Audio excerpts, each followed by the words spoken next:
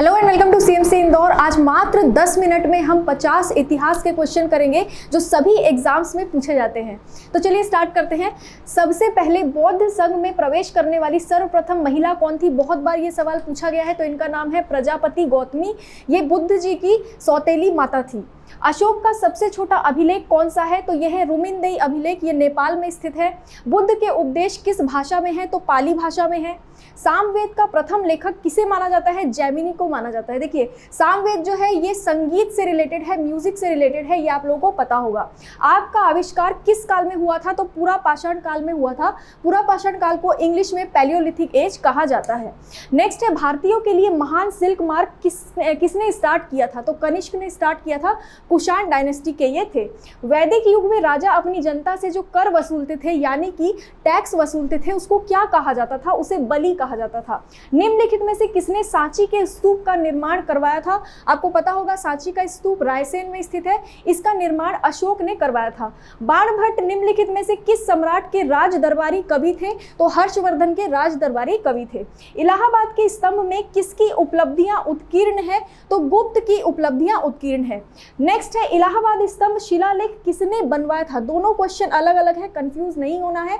बनवाया किसने था? तो हरिसेन ने बनवाया था। मौर्य दरबार में ग्रीस के राजदूत का क्या नाम था? मेगास्थनीज नाम था। मेगास्थनीज ने किताब लिखी थी जिस किताब का नाम था इंडिका। मेगास्थनीज भारत में सेल्यूकस निकेटर के साथ चले आए थे।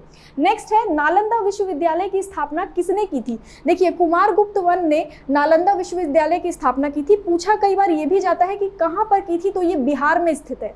नेक्स्ट है, राष्ट्रकूट साम्राज्य का प्रवर्तक कौन था? तो दंती दुर्ग इनका नाम था। जैन धर्म के 4 महाव्रतों में से 5वां महाव्रत ब्रह्मचर्य किसने जोड़ा था? पहले जैन धर्म में सिर्फ 4 टीचिंग्स थी, बाद में 5वां टीचिंग ऐड किया गया है। तो किसने ऐड किया था? इनका नाम है महावीर स्वामी। नेक्स्ट है, अशोक के शिलालेख पर किसी लिपि का प्रयोग किया गया था, उस लिपि को क्या कहते हैं?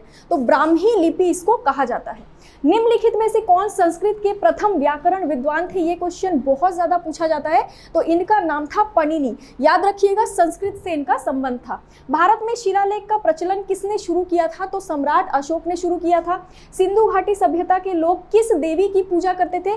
तो मातृ देवी की पूजा करते थे। जब खुदाई चल रही थी सिंधु घाटी सभ्यता की, तो मातृ देवी की मूर्ति भी वहां पर मिली थी।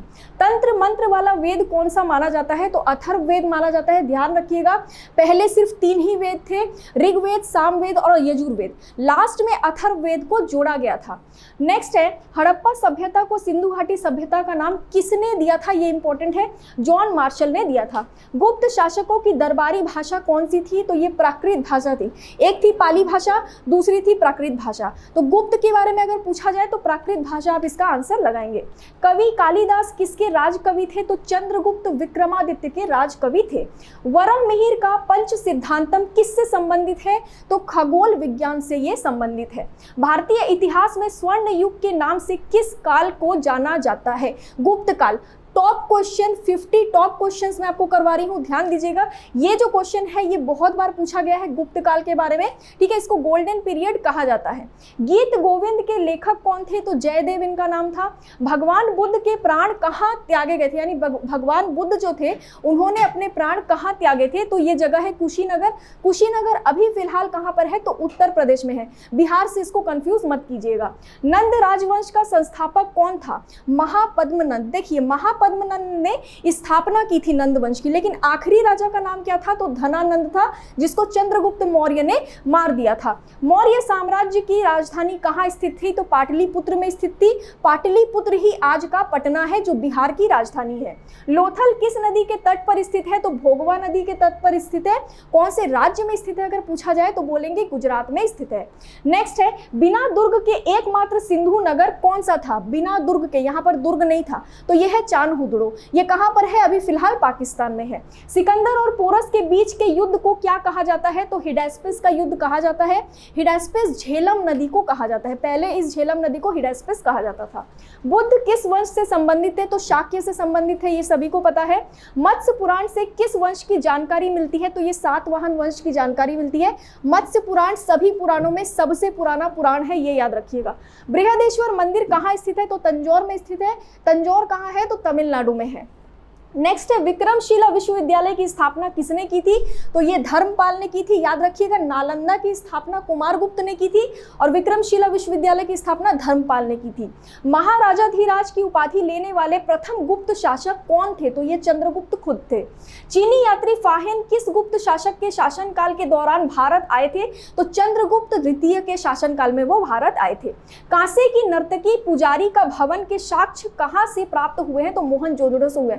आपको पता होगा जो कांसे की मूर्ति है, डांसिंग गर्ल कहा जाता है, ब्रॉन्ज डांसिंग गर्ल, और एक पुजारी की मूर्ति भी यहाँ पर मिली थी। कहाँ मिली थी? मोहनजोदड़ो में। ये अभी कहाँ पर है? पाकिस्तान में स्थित है। कोणार्क का सूर्य मंदिर किसने बनवाया था? तो नरसिम्हा देव ने बनवाया था। कोणार्क के सूर्य मंदिर को ब्लैक पगोड़ा कहा जाता है, ये ओडिशा में स्थित है, ध्यान रखेंगे। जूनागढ़ शिलालेख का संबंध किससे है? तो रुद्र दमन नाम के राजा से है। भारतीय शासन के प्रतीक ये शब्द सत्यमेव जयते निम्नलिखित में से किससे लिए गए हैं? तो मुंडक नाम के उपनिषद से ये शब्द लिया गया है। निम्नलिखित में से कौन सा शिलालेख प्रयाग प्रशस्ति के नाम से जाना जाता है? तो मेहरौली, जो मेहरौली शिलालेख है, ये इस नाम से जाना जाता है। श्रीलंका पर विजय प्राप्त करने वाला चोल वंश का सबसे पहला राजा कौन था? ध्यान रखिएगा, सबसे पहला राजा राजेंद्र वन था, राज राजा वन नहीं थे, ये ध्यान रखिएगा। कई जगह राज राजा वन लिखा हुआ है, पर इसका आंसर राजेंद्र वन ही होगा। महाबलीपुरम की स्थापना किसने की थी? तो पल्लवों ने की थी। महाबलीपुरम में बहुत सारे मंदिर हैं, अगर आपको पता हो। द्वैत अद्वैत सिद्धांत के प्रतिपादक कौन थे? तो निम्बरकाचार्य थे। गुप्त काल में किस धातु के सर्वाधिक सिक्के जारी किए गए थे? देखो, सोने के सिक्के सबसे ज्यादा गुप्त काल में जारी किए गए थे, ध्यान रखना है। बुद्ध ने अपना प्रथम धर्म संदेश कहां पर दिया था? तो ये सारनाथ में दिया था, सभी को पता है। प्रतिहार वंश के महाराजा कौन थे? उनका नाम क्या था? तो भोज, ये भी आप लोग को पता होगा। और नेक्स्ट है खजुराहो स्थित मंदिरों का निर्माण किसने किया था? तो ये चंदेल राजपूतों द्वारा किया गया था। तो ये थे टॉप 50 क्वेश्चन, बहुत जल्दी हमने कंप्लीट कर लिए हैं। सभी एग्जाम्स के लिए बहुत इंपॉर्टेंट है, एक भी क्वेश्चन मत छोड़िएगा। इसी तरह के और भी वीडियोस के लिए वीडियो को लाइक करें, चैनल को सब्सक्राइब करें और वीडियो को ज़्यादा से ज़्यादा शेयर करें। Thank you so much.